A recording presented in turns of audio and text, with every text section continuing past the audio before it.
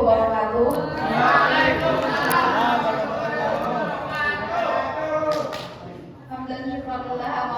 Terima kasih kepada Bapak Studi Rizal yang telah membersamai kita dalam pembelajaran kali ini mata kuliah Filsafat Dakwah, dan teman-teman semua yang mudah-mudahan selalu diberikan semangat dan istiqomah dalam menuntut ilmunya.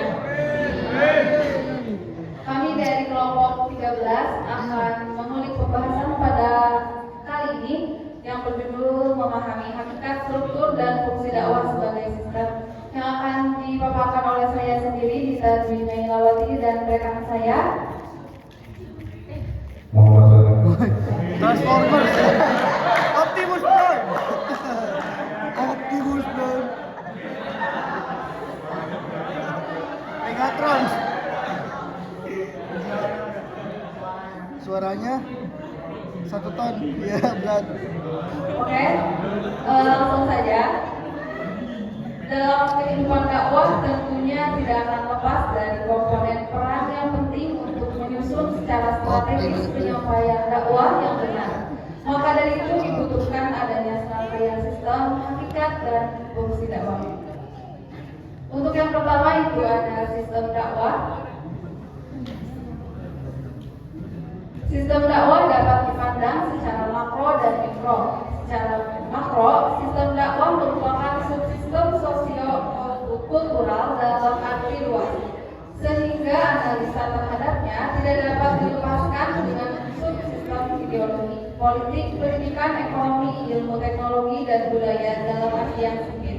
Secara mikro, dakwah Islam merupakan sistem yang berdiri sendiri, sehingga analisa terhadapnya berdasarkan analisa faktor komponen yang membentuk sistem.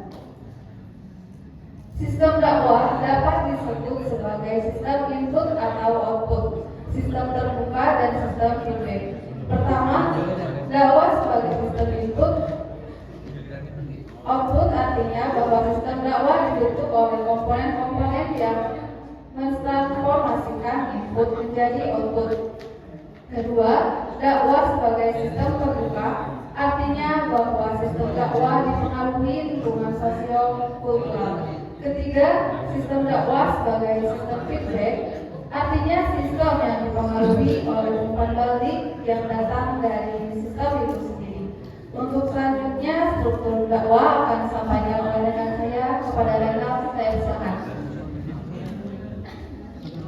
Selanjutnya materi kedua yaitu struktur dakwah.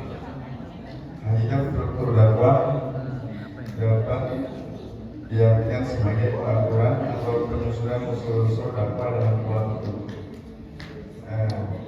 Berikut adalah merupakan susunan dakwah yang dapat kita pahami. Yang pertama itu ada dai atau seorang pendakwah. Yang kedua itu ada batu. Dalam dakwah ialah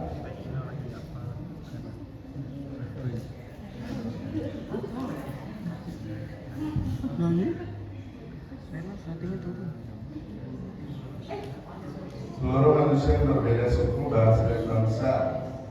Yang ketiga itu ada pesan dakwah yang terkandung dalam dakwah umat Nabi mengenai jelasin gambar kamu ini ada di lomba, ada di gunung, naik lagi ke gunung sampai di sana tuh di ujung tuh kalau ada titik mana nggak ada titik, ada sambungannya lagi ya. Coba pernikahan yang buat tersebut ada nggak titiknya? Tuh ada lagi masuk lagi terus 6 titik. Terus ngapain dia semua? Nggak tahu ya. Kamu jelasin itu. Apa dia bergelombang begitu? Ya, berarti kenapa begitu? Yang pertama itu ada dai atau penceramahnya atau pendakwahnya. Karena tidak mungkin ada suatu kegiatan berdakwah kalau tidak ada seorang lainnya. Kemudian yang kedua itu ada lagu atau jamaah yang Dia naik karena bahasanya didakwahi. Dakwahi. Lembah batunya di bawah gunung. Selanjutnya setelah ada dai, pendakwah, dan lagu atau zamannya didakwai itu ada pesan dakwah atau materi yang disampaikan oleh si dai. Di mana pesannya itu? Pesan itu lanjutan dari si Martu apa dari si dai? Dari dai Pak. Kenapa nggak ada hubungannya?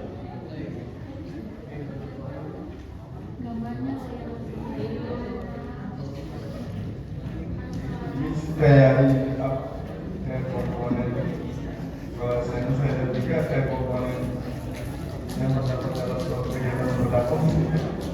Makna garis yang selanjutkan merupakan lanjutan dari garis sebelumnya. Garis pesan itu setelah waktu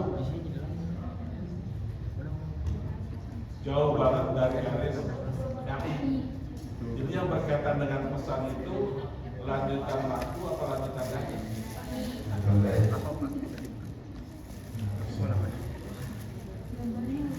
Kenapa bikin gambar kayak gini? Mungkin saya mau tahu gitu. Pemaknalan plastik. Kenapa bikin gambar komponennya kayak begini?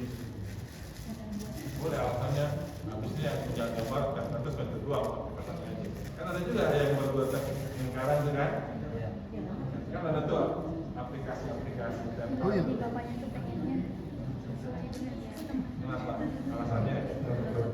Alasannya apa? Menggunakan gambar ini untuk Jadi sebuah latar belakangnya lumayan. atau sebuah Latar belakangnya. Latar belakangnya lumayan. Tidak ada masalah. Kalau kita berkaitan dengan pasti punya pilihan lah. Saya ngambil gambar karena dulu Pak semisal apa alasannya siapa bikin kamu apa kira-kira kamu menggambarkan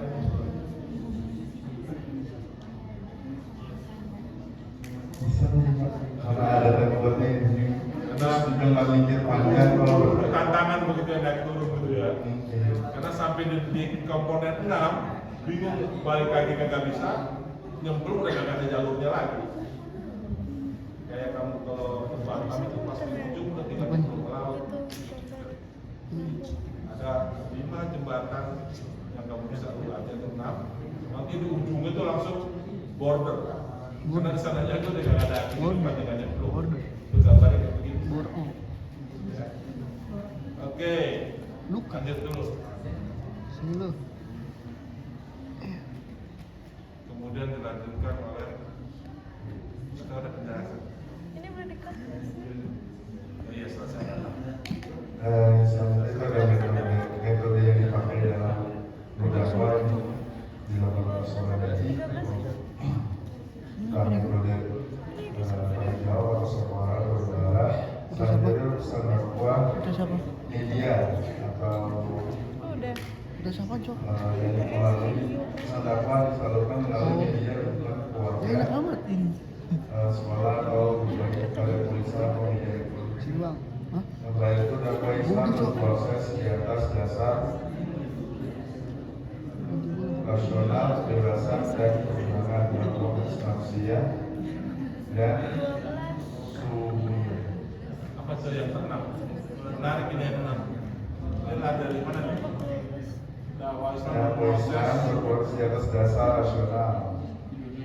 Garisnya dari mana ketemu dia? Tiba-tiba dia punya lari sendiri. Padahal ya, masih terus besar. Metode sampai ke media nih kayak kita bersama media.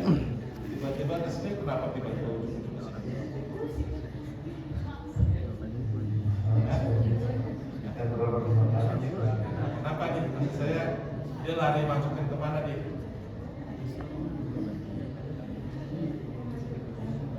Itu yang ujung tuh yang nomor 6 sedikit kayak apa nih? Rasionalisasi kita nih menjelaskan dakwah Islam berproses di atas dasar rasional dan akliah, kebebasan dan keuangan. Apa itu? Dalam komponen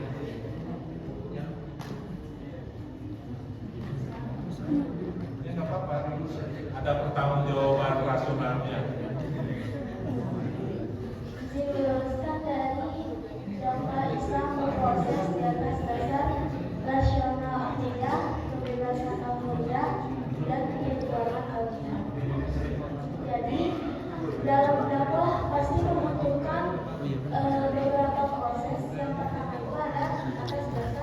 nasional. Menurut nasional itu sendiri, yaitu dakwah tersebut dapat diterima oleh semua manusia. Tetapi seorang dai itu pun harus menentukan siapa saja yang dan melihat dari sisi geografi atau keadaan lingkungan dari si makhluk tersebut. Nah itu. Jadi kesimpulannya itu bahwa di ujung 6 ini merupakan pelingkup dari komponen-komponen sebelumnya.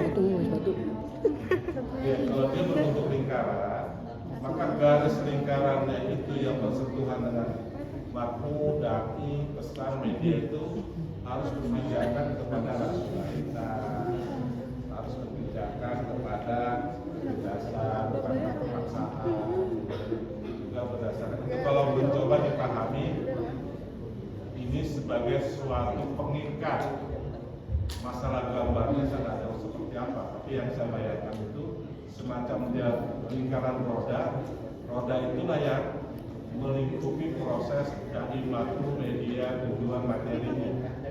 Materinya harus rasional, makunya juga menerima yang terpaksa, dainya juga harus memiliki rasionalitas, media yang dipilih juga harus pas, rasional. Kalau mencoba memahami, saya nggak tahu juga kalau ini nanti digambarkan keterkaitannya. Selanjutnya kamu kesimpulan. Masih ada lagi? Udah selesai, ada lagi. Selanjutnya itu ada fungsi dakwah. Dakwah Islam bertugas memfungsikan kembali indera keagamaan manusia yang memang telah menjadi fitri asalnya, agar dapat menghayati tujuan hidup yang sebenarnya untuk berbakti kepada Allah Subhanahu wa Ta'ala. Nah, jadi yang dimaksud dengan kembali indera keagamaan manusia yaitu dai bertujuan untuk menyadarkan seluruh makhluknya atas perintah dan untuk menganut agama yang diajarkan oleh para nabi, yaitu agama Islam. Ustadz Said Kutub mengatakan bahwa risalah dakwah Islam ialah mengajak semua orang untuk tunduk kepada Allah Subhanahu wa Ta'ala, taat kepada Rasulullah, dan yakin akan hari akhirat. Nah, maka dari itu dakwah Islam itu bersifat persuasif, yaitu mengajak, yang dimana dalam isi dakwah tersebut itu menyerukan hal-hal kebaikan dan keteladanan dari para nabi. Maka disebutkan bahwa fungsi dakwah ialah untuk menyebarkan Islam kepada manusia sebagai individu dan masyarakat, sehingga menakalah rahmat Islam sebagai rahmat lil alamin. Nah, fungsi dakwah ini juga untuk menyebarkan Islam ke seluruh dunia. Nah, untuk sebagai individu manusia itu sendiri dan masyarakat, sehingga agama yang dibawakan oleh para pendakwah atau dai itu bisa menyebar di seluruh dunia dan manusia mendapatkan rahmat lil alamin.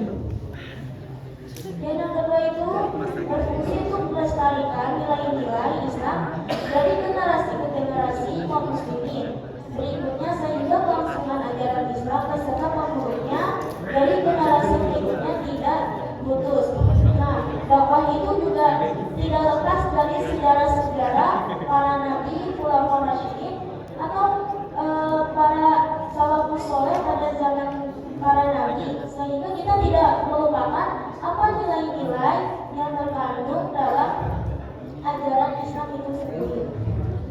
Yang ketiga itu ada dakwah yang juga berfungsi sebagai korektif, artinya meluruskan akhlak yang bengkok, mencegah kemungkaran, dan mengeluarkan manusia dari kegelapan rohani. Nah, kenapa dakwah ini bersifat korektif? Karena dakwah bisa merubah akhlak manusia yang tadinya buruk menjadi lebih baik. Maka dari itu, para pendakwah atau dai harus memiliki sifat keteladanan agar para makhluknya dapat mengikuti keteladanan akhlak para pendakwah. Selanjutnya itu ada hakikat dakwah. Hakikat dakwah dan memahami pengertian hakikat juga harus dilihat kepada sumber asli makna dakwah itu muncul. Kehadiran dakwah merupakan kehendak Tuhan. Hakikat dakwah merupakan proses dakwah, artinya sebagai wadah pendekatan manusia kepada hidayah Allah. Manakala orientasinya pada objek dan jika orientasinya pada material, maka hakikat dakwah sebagai aliran substansial yang memudahkan pemahaman firman Tuhan atau pesan Allah ke dalam bahasa manusia. Sifatnya lebih kepada transformasi yang pesan Tuhan kepada kehidupan yang nyata. Jadi hakikat dakwah itu juga sebagai wadah untuk mendekatkan diri kepada Allah Subhanahu wa Ta'ala. Misalkan para pendai telah mengajarkan kita berbagai kebaikan. Nah, bukan dari perbuatannya saja, tetapi dari cara beribadahnya. Jadi kita mengikuti apa yang disampaikan kepada para pendai demi kebaikan kita bersama. Untuk makna hakikat dakwah sebagai substansial, yaitu memudahkan pemahaman firman-firman Tuhan atau pesan-pesan Allah Subhanahu wa Ta'ala. Mengapa para pendai itu terkadang memberikan ayat-ayat yang berkaitan dengan dakwah Allah atau berkaitan dengan ayat-ayat Allah, yaitu tujuannya untuk memahami firman-firman Allah dan menghayati pesan-pesan apa yang tertuang dalam Al-Quran, dan sifatnya itu lebih ke transformasian pesan Tuhan kepada kehidupan yang nyata manusia. Karena itu, maka para pendai itu sebagai perantara untuk bisa mendapatkan ilmu keagamaan. Ya, terima kasih. Oke, kita beri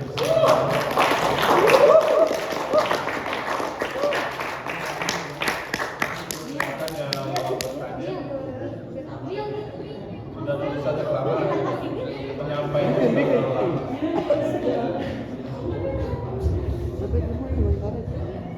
Jadi di dalam makalah ini lebih kepada pemahaman fungsi kepada fungsi. Sebenarnya itu pemahaman fungsi di atas komponen dakwah.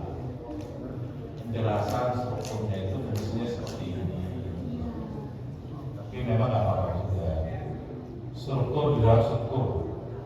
Jadi kalau dakwah merupakan struktur dalam suatu struktur, maka struktur di dalam itu tidak seperti ini juga fungsinya. Jadi kalau itu levelnya sudah naik lagi. Jadi bahwa dakwah merupakan sistem di atas sistem. Karena di dalam kehidupan itu ada sistem politik, sistem ekonomi. Maka pengennya itu dakwah sebagai suatu sistem yang bukan sistem politik,